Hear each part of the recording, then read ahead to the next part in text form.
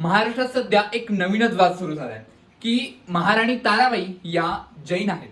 हो, त्या छत्रपती शिवाजी महाराजांच्या सुनबाई नाहीत, त्या राजाराम महाराजांच्या धर्मपत्नी नाहीत, त्या सरसेनापती हंबीरराव मोहिते यांची कन्या नाहीत.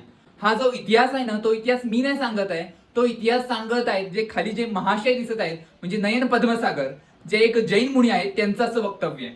ते असे म्हणाले की मुंबईमध्ये असताना की ताराबाई देवी और उन्होंने युद्ध की सुकार ली और औरंगजेब को परास्त करके धूल चटाने का काम एक जैन रानी ने किया. ये महाराणी ताराबाई या जैन आहेत.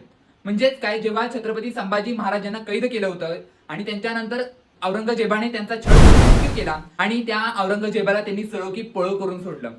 म्हणजेच काय, या जैन मुनींना सांगणं गरजेचं आहे की दिल्ली झाली दिनमानी, दिल्ली शाचे गेले पाणी, ताराबाई रामराणी भद्रकाली कोपली, रामराणी भद्रकाली रणरंगी क्रुद्ध झाली, प्रलयाची वेळ आली मुघल हो सांभाळा.